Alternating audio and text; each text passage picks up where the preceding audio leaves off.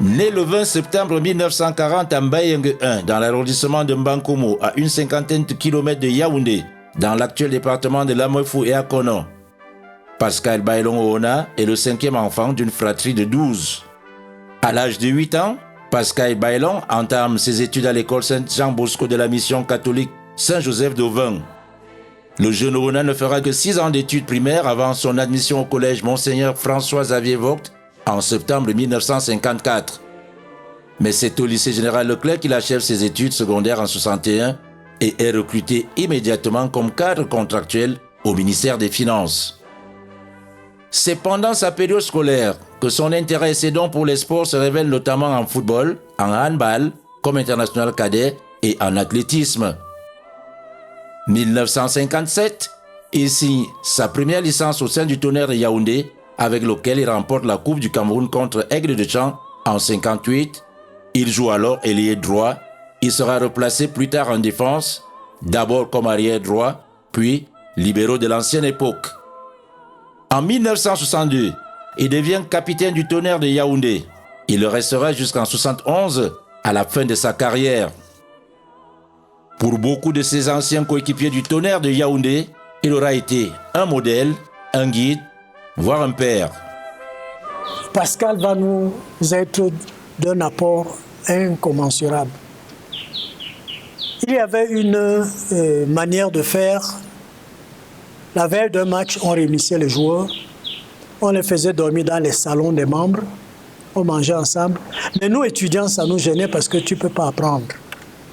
Et nous avons posé le problème à Pascal, qui était capitaine, mais c'était un capitaine qui avait déjà de l'influence parce qu'il était déjà avec les grands membres du Tonnerre et il a plaidé pour nous, si bien qu'à partir de ce moment-là, ce qu'on appelait les couchages, on nous réservait une chambre avec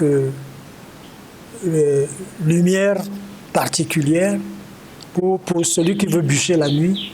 Et c'est ce que je faisais en plus, bûchant la nuit, puisque là, la journée, tu ne peux pas, tu joues au foot. Donc, ça a été quelque chose qui m'a marqué toute ma vie. Pascal, c'était quelqu'un qui était très dur sur l'homme.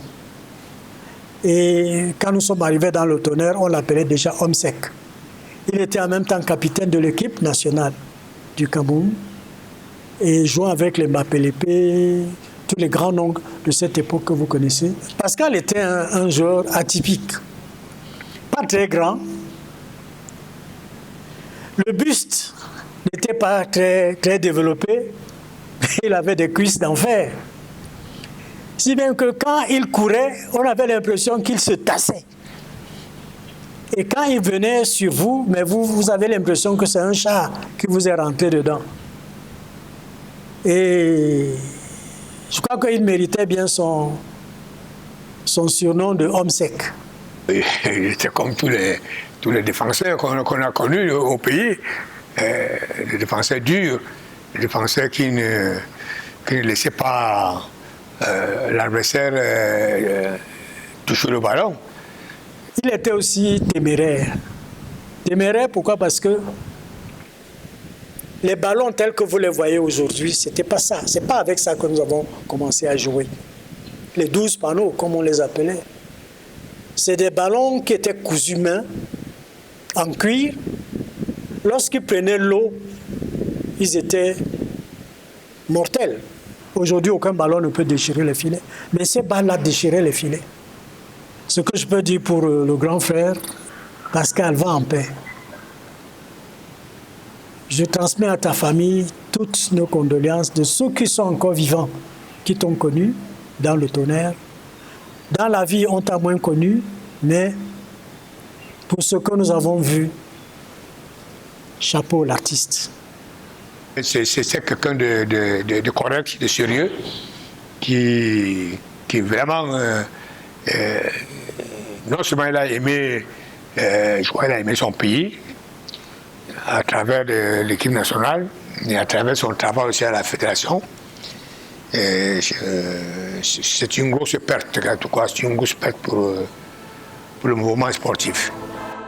Le 1er janvier 1963, il fait sa première sélection en équipe nationale du Cameroun contre le Nigeria, avant de remporter la deuxième édition de la Coupe des Tropiques en 64 à Yaoundé. En 1967, il est désigné capitaine de l'équipe nationale de football du Cameroun en remplacement du mythique Mbappé Lépé Samuel en fin de carrière. Une très lourde responsabilité qui requiert beaucoup de qualité. En ce qui me concerne, quand on remplace un géant comme Mbappé, géant physiquement, géant en tout, ce qu'il faisait et tout ça, le rôle qu'il avait, n'est-ce pas, dans l'équipe. Moi qui suis le contraire, n'est-ce pas, de Mbappé. Ben, naturellement, n'est-ce pas, j'étais peut-être appelé à avoir peur. Non, je n'ai pas eu peur. Je me suis dit, comme je remplace Mbappé comme capitaine, il faut que je sois égal à la tâche. Je me suis donc armé pour que Mbappé ne soit pas regretté. Qu'est-ce qu'il faut pour un responsable? Déjà, une équipe de football, pour être capitaine, il faut que vous ayez des arguments techniques, tout et tout. Si vous n'êtes pas un joueur à la hauteur, vous ne jouez pas votre rôle, vous ne jouez pas bien. Si vous n'êtes pas un bon joueur, ce n'est pas la peine, n'est-ce pas, d'être dans l'équipe nationale. Un capitaine dans une équipe, c'est quelqu'un, n'est-ce pas, qui inspire. Sur le plan technique, sur tous les plans, il faut qu'il puisse transcender toutes les situations. Bon, il y a ça, d'une part. Je ne dis pas irréprochable à 100%, mais que ce soit un très bon élément dans le 11, n'est-ce pas, qui va au terrain. Il y a beaucoup d'autres qualités, n'est-ce pas, qu'il faut, et j'ai essayé, n'est-ce pas, de les cultiver. Le rassemblement, il fallait rassembler les joueurs. Et pas seulement rassembler les joueurs.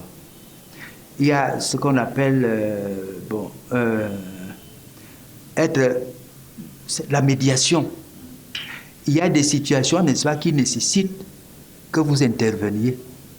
Il faut que vous soyez le modérateur. Parce qu'il y a toujours des tensions, n'est-ce pas, dans un groupe social comme celui-là. Vous êtes rassembleur, vous êtes modérateur. Parce que quand il y a des failles, il faut intervenir tout de suite. Pour qu'il n'y ait pas de faille, que tout le monde regarde dans la même direction. J'ai donc tout fait, n'est-ce pas, pour cultiver ces deux qualités de rassembleur et de modérateur. Il a ainsi l'insigne honneur de conduire l'équipe nationale du Cameroun lors de sa première participation à une phase finale de la Coupe d'Afrique des Nations au Soudan. C'était en 1970. Dans le groupe du Cameroun, la Côte d'Ivoire, l'Éthiopie et le Soudan, pays organisateurs, et plein de souvenirs dans la tête. On partait à armes égales. Pourquoi? Parce que l'Éthiopie, à l'époque, était une proie facile. Facile pour la Côte d'Ivoire, facile pour le Cameroun, facile pour le Soudan. Avec beaucoup, qui était l'avant-centre, n'est-ce pas, de l'équipe de Côte d'Ivoire, nous avons eu maille à partir, nous de la défense. Nous avons encaissé 2 buts dans les 45 premières minutes. Nous sommes dans les vestiaires. Il y a le ministre Mbombo Njoya qui était en déplacement avec nous, avec le professeur René Somba, président de la fédération. Et nous avions comme entraîneur Fobé Térémon. Alors le ministre s'adresse à nous, joueurs. Il nous dit, si on vous bat, j'arrive au Cameroun, je démissionne. Et vous serez responsable de la démission pour la première fois d'un membre du gouvernement.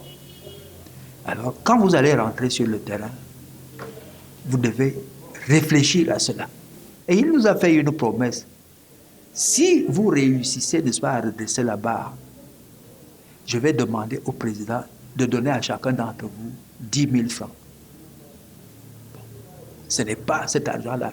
L'argent, les 10 000 francs, n'est-ce pas, qui devait, n'est-ce pas, nous motiver. La motivation venait d'ailleurs. C'est qu'à l'époque, on jouait pour le drapeau. On défendait notre honneur personnel en tant que membre, n'est-ce pas, de l'équipe nationale de football. Et on défendait le drapeau camerounais qu'il fallait donc aimer. Pendant qu'on échangeait avec le ministre dans les vestiaires, l'équipe de Côte d'Ivoire était déjà sur le terrain, en train de nous réclamer, de demander qu'on les rejoigne pour terminer, n'est-ce pas, le match de basket. Parce que pour eux, 2-0 en première mi-temps, ils allaient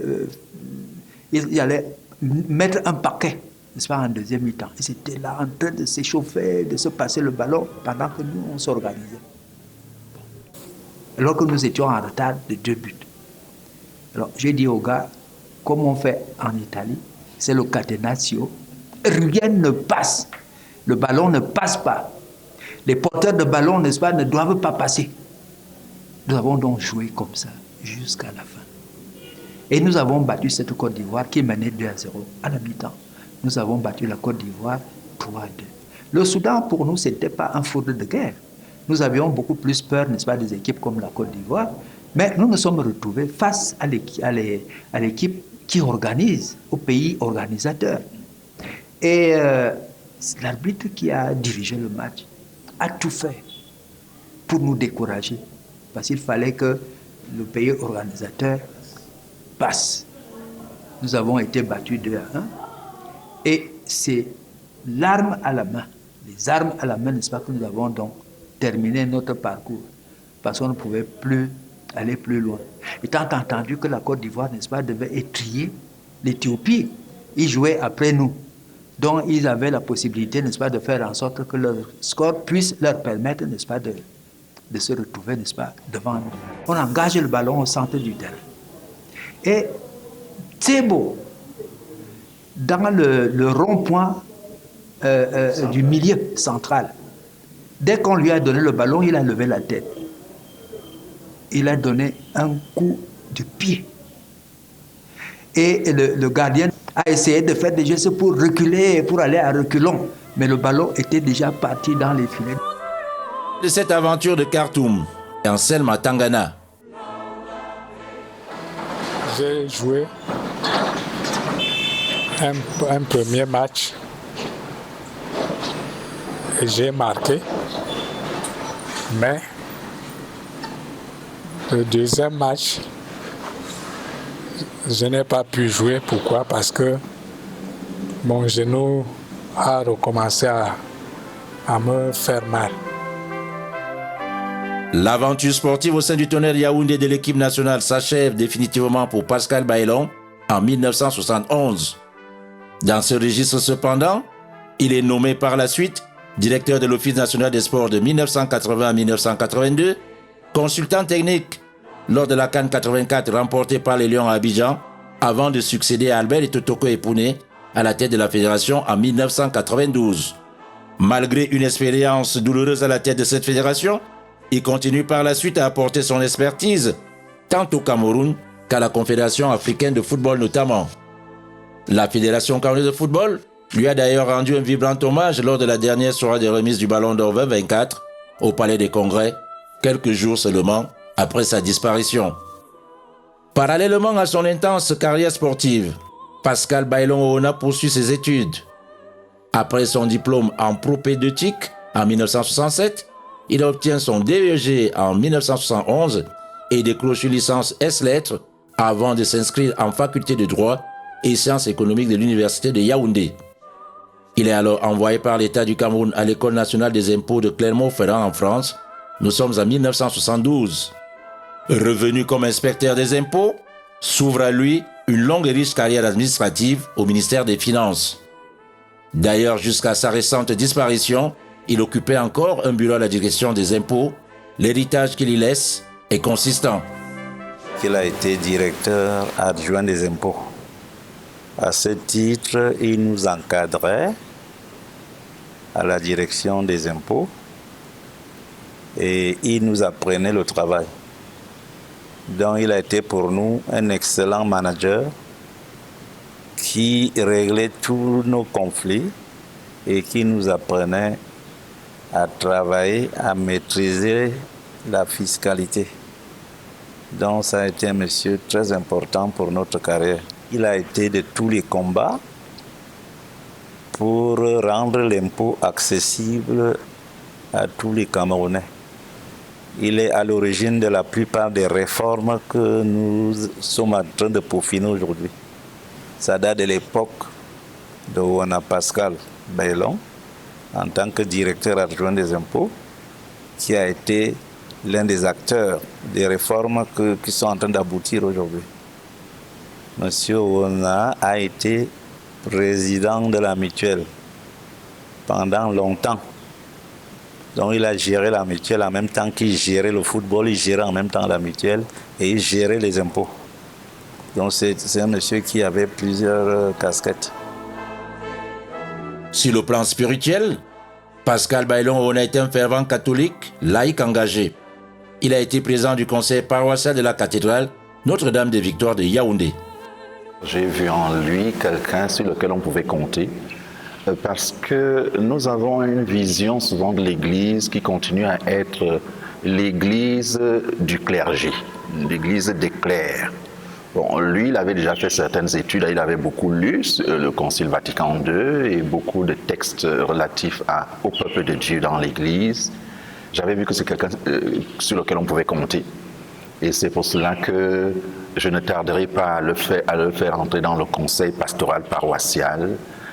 Mais il y a des chrétiens comme celui-là, comme Pascal Bailon Owona, qui ont compris que l'Église, de par notre baptême et ce que nous appelons aussi le sacerdoce commun des fidèles, l'Église appartient à tout le monde.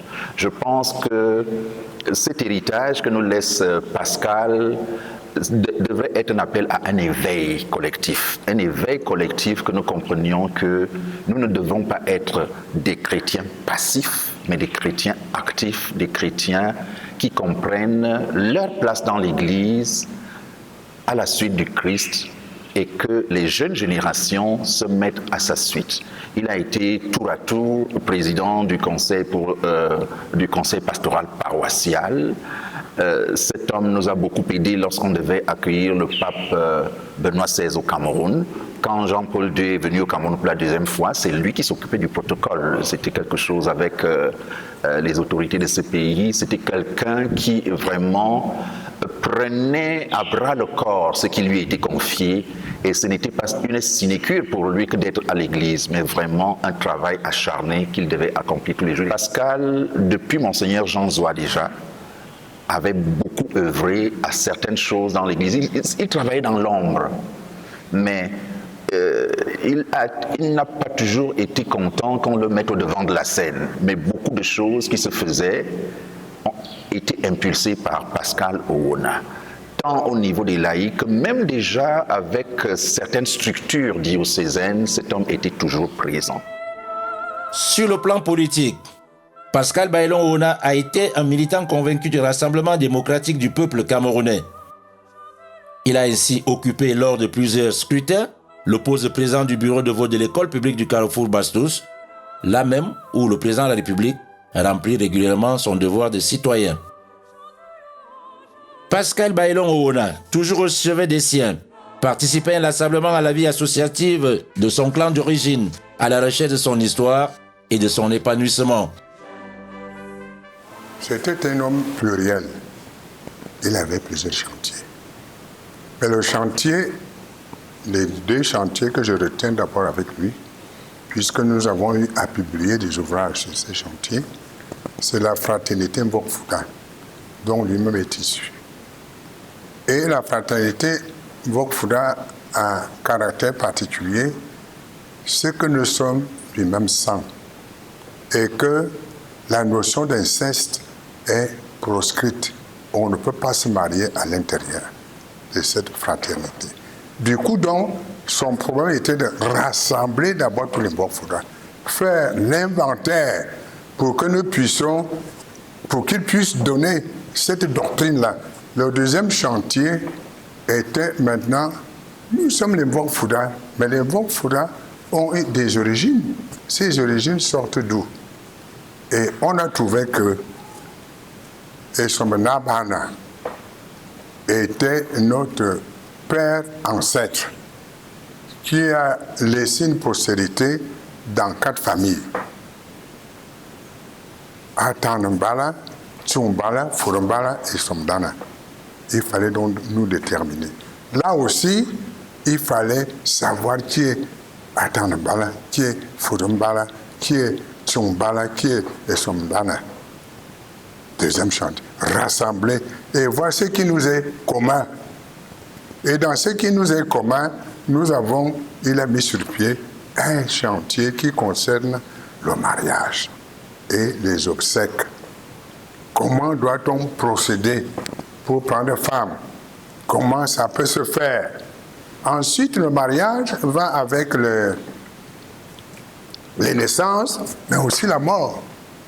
Or, le dessein dans ces 4 familles a les mêmes caractéristiques. Qu'est-ce que quand un ancêtre meurt, quand une femme meurt, quand un enfant meurt, un bébé meurt, quel type de cérémonie doit-on faire? Et on les a arrêtés dans une charte qui est sortie, la charte de la descendance et Somnabana, qui fixe toutes les règles concernant le mariage et concernant les obsèques. Il nous laisse un grand héritage, celle de la pérennisation de notre culture. Ça fait qu'aujourd'hui, ayant été rassembleur, il a uniformisé les rites dans les 3 composants des Mvofura, à savoir les Mbora Fouté qui sont dans l'Obamekim, les Mvokouda qui sont dans la Liki avec les Étons et les Manguiza, et les Mvokfura qui sont dans la Moufouakono, l'océan et le département de l'Anvila, après le professeur l'abbé Lupo Lungungu, dont il a été le successeur, le dit successeur, c'est lui qui le lui a donné. Il a pérennisé son travail. Ça fait qu'aujourd'hui, lorsqu'ils vont se rencontrer dans l'au-delà, ils vont s'embrasser, car la mission a été bien remplie. Tous ceux qui l'ont connu gardent un souvenir personnel impérissable, agrémenté pour certains de croustillantes anecdotes.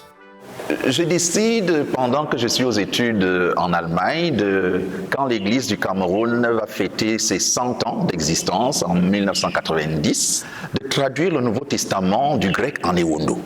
Je le fais et bon, on n'a pas réussi. Moi, j'ai traduit et pour le publier, ça a mis du temps. Et quand on a réussi à le dédicacer à la cathédrale, il est venu acheter une bonne dizaine de ce Nouveau Testament en Ewondo. Mais malheureusement, jusqu'à ce jour, je me rends compte que ces nombreuses occupations ne lui ont pas permis. J'ai dédicacé pour presque tous les membres de sa famille. Tous les membres. Et c'est l'homme, je pourrais encore dire ceci, quand un de ses fils se marie, il me dit, Monseigneur, je sais que tu parles allemand, mon fils va épouser une Allemande, je sais que les gens de Bayern ne vont pas comprendre ce que tu vas dire en allemand, mais je voudrais quand même que la famille de ma belle-fille, quand elle arrive ici, qu'elle entende quelqu'un.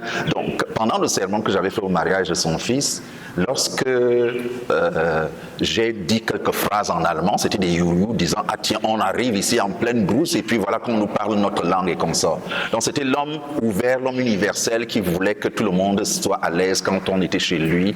Donc vraiment, c'est un grand frère qu'on perd et qui nous manquera beaucoup. Nous étions dans le Bamekim. Vous savez, dans le Bamekim, il parle la langue fondamentale des Bétis qu'on appelle la Ti. Mais curieusement, lorsque nous parlons la langue Bétis, la langue Ewondo, ils nous comprennent. Alors quand on arrive dans le cadre d'une cérémonie là-bas, où il fallait uniformiser il fallait exécuter la danse Essani, il me dit, Martin, nous ne sommes plus chez les Ewondo, nous sommes chez les Ati de la Sanaga, qui est la tige, la souche, la source même de la naissance de notre tribu. Il faut donc savoir t'adapter. Il faut adapter le cérémonial au cadre, par rapport au cadre sociologique dans lequel nous nous retrouvons. Alors, j'ai donc adapté le rite Essani par rapport à la manière d'être des Atis qui sont chez les Mbora Fouté.